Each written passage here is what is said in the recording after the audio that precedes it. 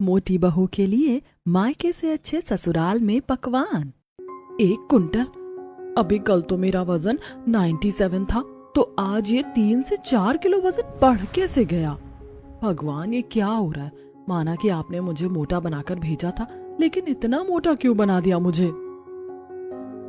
नहीं नहीं, मुझे अब कंट्रोल करना होगा। देख साक्षी, अब से तुझे सिर्फ एक चीज पर फोकस करना है कि तेरा वेट कंट्रोल में रहे। अब से तुझे कोई कितना भी फोर्स करे, तुझे सिर्फ और सिर्फ अपने बारे में ही सोचना है, ना कि दूसरों के बारे में। साक्षी एक बेहद मोटी लड़की है जिसका वजन दिन पर दिन बढ़ता ही जा रहा था। साक्षी वजन नापते हुए खुद से बातें कर रही थी कि तभी उसकी भाभी वहां आ जाती है। देखो देखो, पहली बार किसी हाथी को वजन नापते हुए देख रही हूँ। मेरी तो हंसी ही नहीं रुक रही। भाभी, क्या आप मेरा मजाक उड़ाना बंद करेंगी? अरे तू काम ही ऐसा करेगी तो हंसी तो आएगी ना। मैं क्या, तुझ जैसी मोटी सान को देखकर तो सब हंसते होंगे। तेरे कॉलेज में भी सब हंसते होंगे ना। तब तक मीना की आवाज आ जाती है। जल्दी से सभी खाने के लिए टेबल पर आ जाओ, खाना तैयार है। चलो, आ गया माँ का बुलावा। चलो साक्षी, खाना खाने चलते हैं। नहीं, मुझे नहीं जाना, मुझे भूख नहीं है।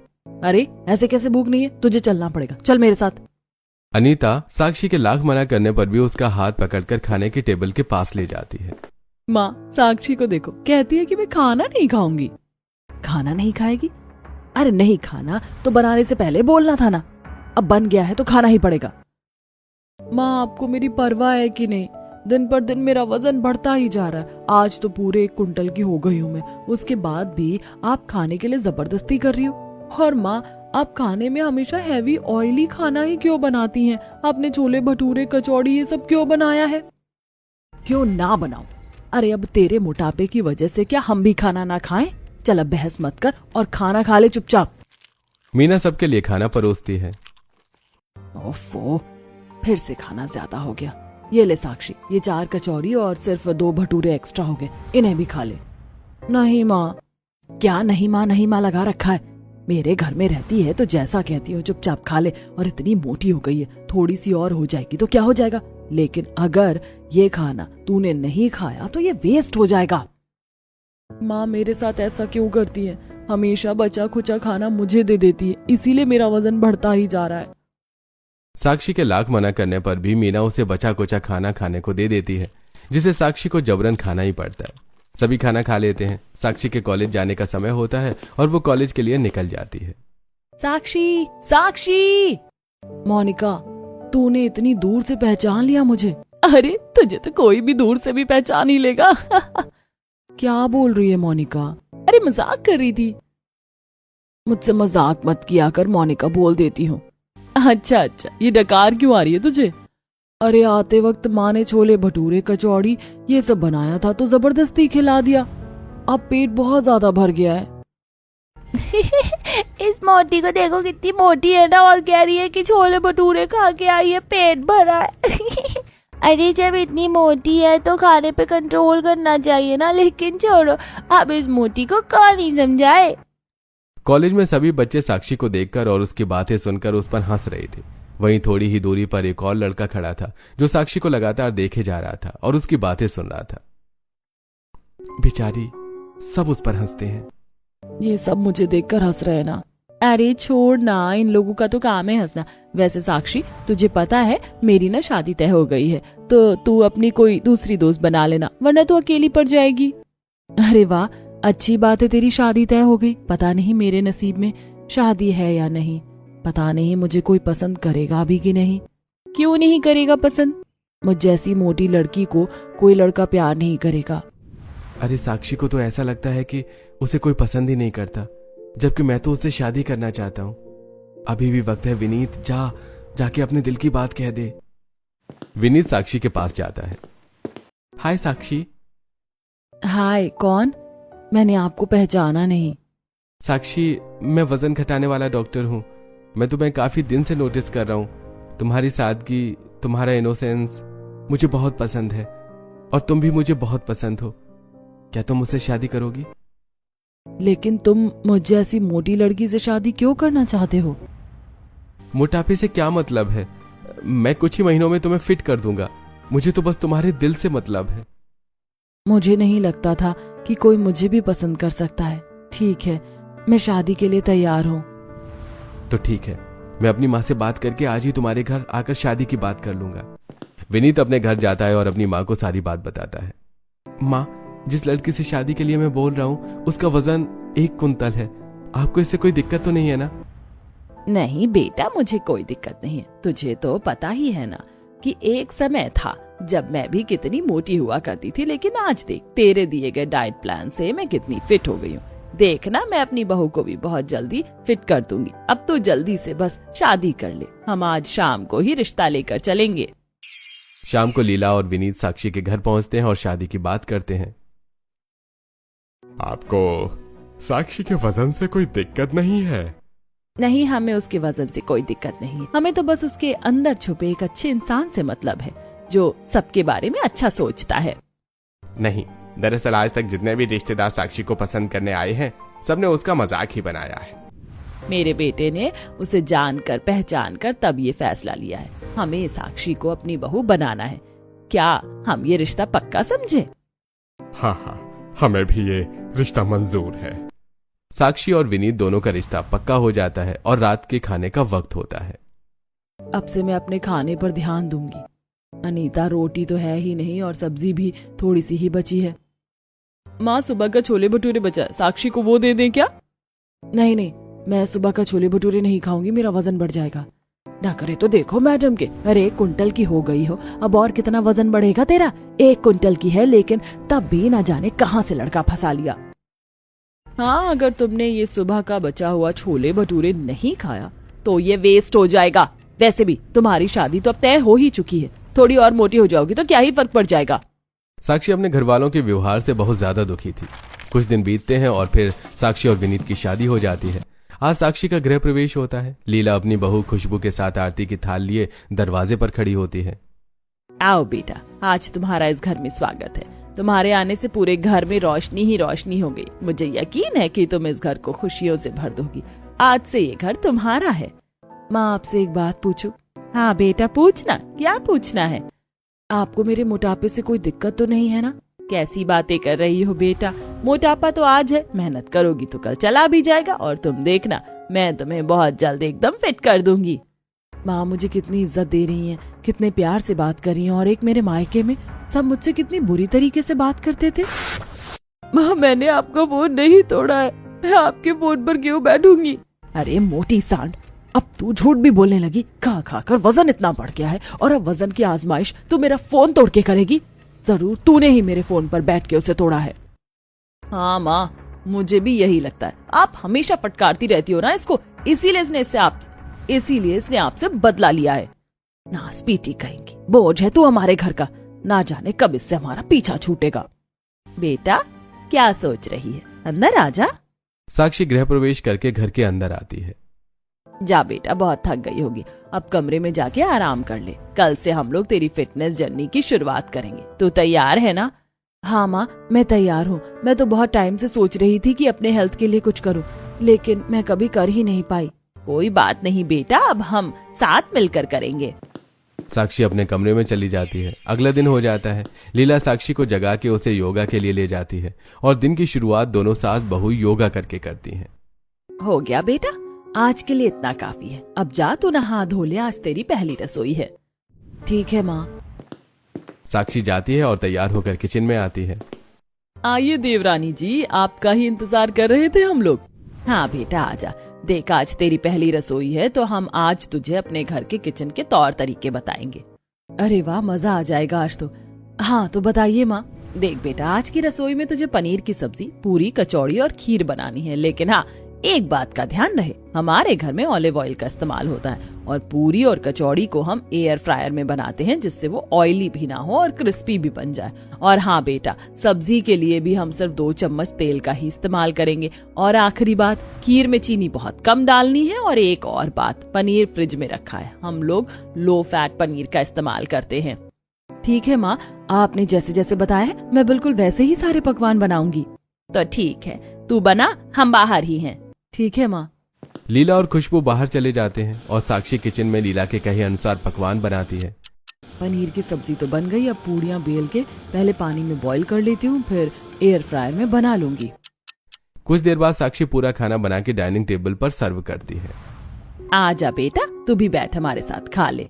ठीक है माँ, मैं सर्व करके बैठती हूँ, आप लोग खाना शुरू करिए। सब लोग खाना खाना शुरू करते हैं।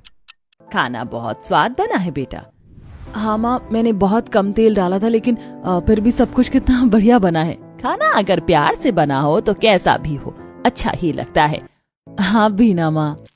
सब भी हंसी खुशी खा रहे होते हैं। कुछ देर बाद लीला देखती है कि साक्षी फोन चलाते चलाते नमकीन खा रही होती है। साक्षी बेटा, ये क्या तुम नमकीन खा रही हो? तुमने तो कहा था ना कि अब से तुम अपनी फिटनेस पर ध्यान दोगी। वो तो माँ बस मैं ऐसे ही, कुछ ऐसे वैसे नहीं। ये नमकीन छोड़ो और चलो मेरे साथ। मैंने तुम्हारे लिए पूरी डाइट बनाई है, चलो दिखाती हूँ मैं। अब से तुम्हें वही फॉलो करना है। लीला साक्षी को किचन में ले जाती है।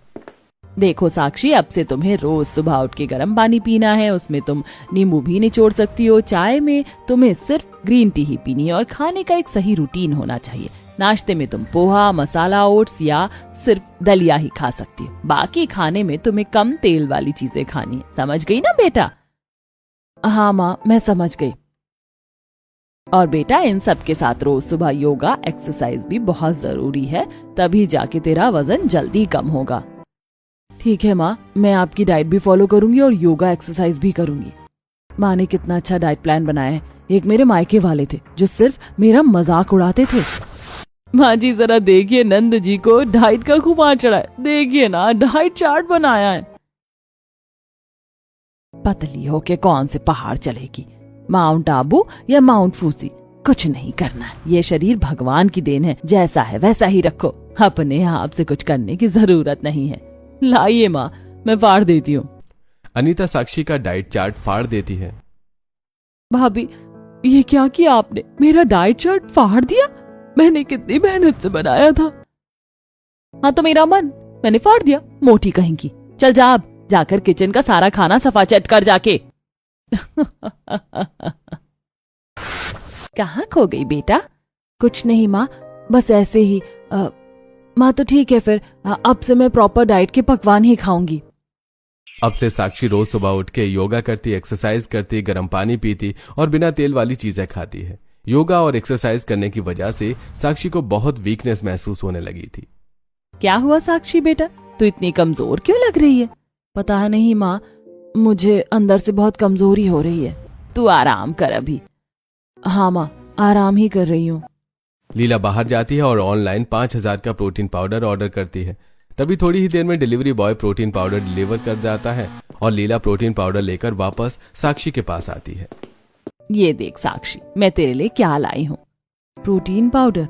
लेकिन माँ ये तो बहुत महंगा आता है। मैंने पढ़ा था इसके बारे में कि ये बहुत महंगा होता है। मैं भी लेने का सोच रही थी एक बार। कितना भी महंगा हो, मेरी बहू से कीमती थोड़ी है। माँ मुझे कितना मानती है, मेरा कितना ख्याल रखती है। मायके में कभी मुझे ऐसा सुख मिला ही नहीं। माँ, मुझे कुछ पैसे चाहिए। क्यों? पैसे का क्या करना है? माँ, मैं जिम ज्वाइन करने का सोच रही हूँ, तो प्रोटीन पाउडर के लिए 5000 रुपए चाहिए थे।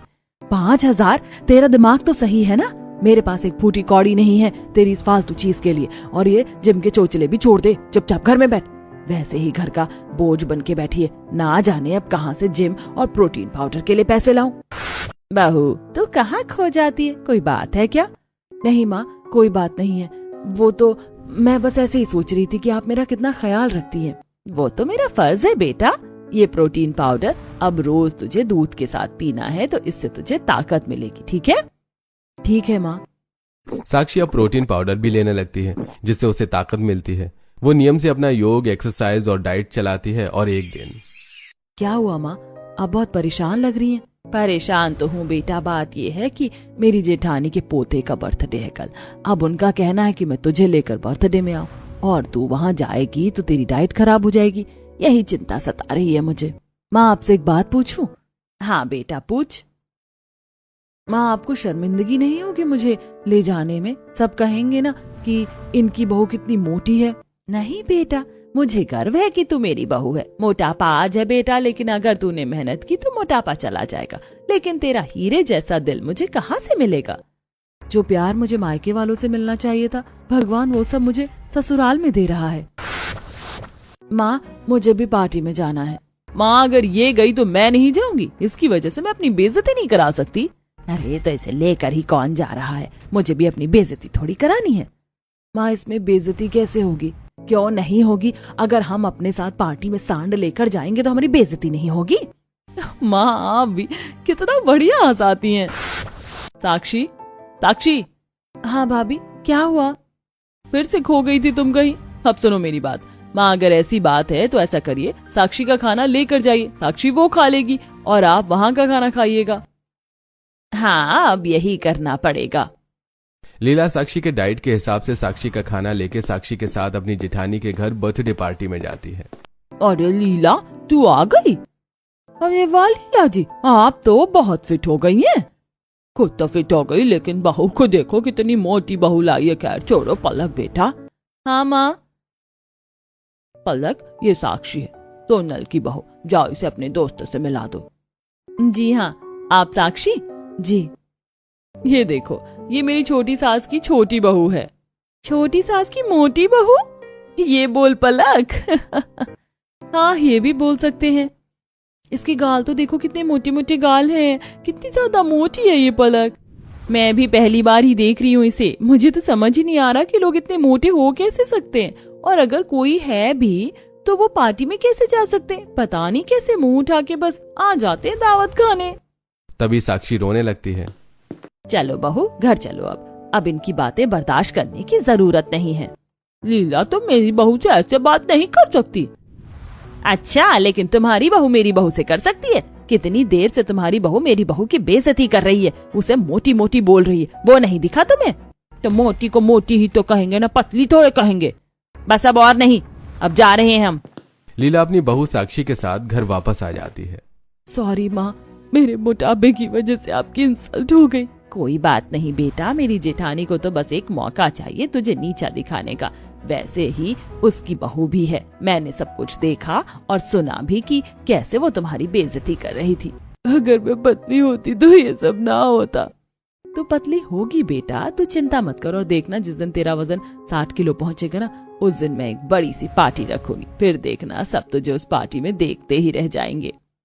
अब ऐसे ही कुछ महीने बीतते हैं और इन बीतते महीनों के साथ साक्षी अपना वजन कम करने के लिए और भी मेहनत करती है और फाइनली अपना वजन 40 किलो कम कर लेती है। अब साक्षी पहले से बहुत सुंदर दिखती है। लीला ने जैसा कहा था उसके अनुसार उसने एक बड़ी पार्टी रखी जिसमें साक्षी का परिवार और लीला की जेठानी और उसकी बहू भी आए थे। अरे ये कौन है? हाँ कितनी सुंदर है ना। ये बहू है मेरी, साक्षी है। पहचान में नहीं आ रही है ना? बिल्कुल भी नहीं। देखा मेरी बहू क्या से क्या बन गई। तुम्हारी बहू तो मेरी बहू का कभी भी मुकाबला नहीं कर सकती। हाँ। मीना साक्षी को कमरे में लेकर जाती है और आप मुझे यहाँ क्यों लाई हैं माँ? पहले तो ये बता कि तू इतनी पतली कैसे हो गई। तेरी सास तुझे खाना वाना देती है कि सिर्फ दिखावे का प्यार करती है? मेरी सास के खिलाफ मैं एक शब्द नहीं सुनूंगी। और रही बात खाने की, तो मैंने अपने मायके से ज्यादा अच्छे पकवान यहाँ खाए। मेरी सास की वजह से ही आज मैं इतनी फिट हूँ। यह आपका फर्ज था, लेकिन आपने कभी मुझे समझा ही नहीं। मेरा मोटापा बढ़ता ही जा रहा था और आप उतना ही मुझे ऑयली खाना खिलाती थी। लीला ये सब सुन लेती है। क्या मीना जी, ये क्या सुन रही हूँ मैं? आपने अपनी बेटी के साथ ऐसा किया? हाँ लेकिन अब बहुत पछतावा हो रहा है। हाँ और होना भी चाहिए। आपकी बेटी है वो, आपने जन्म दिया है उसे, और उसके मरने की वजह भी आप बन सकती थी अगर वो बच्ची मेरे घर में ना आ जाती तो। सही कह रही हैं लीला जी आप। मैं बहुत शर्मिंदा हूँ अपने किए पर। मुझे माफ कर देना बेटा, मुझसे गलती हो गई। मैंने तुझे कभी समझा ही नहीं, तेरे दर्द को समझ नहीं पाई तेरी माँ। कोई बात नहीं माँ, अब आपको इस बात का एहसास है, मेरे लिए इतना ही काफी है और मुझे कुछ नहीं चाहिए। मैंने आपको अब माफ कर दिया है। और इस तरह जो मायका उसको पसंद नहीं करता था, आज वही मायके वाले उसको इज्जत देने लगते हैं और अब साक्षी को सास के साथ साथ माँ का भी प्यार और मायके में इज्जत मिलती है।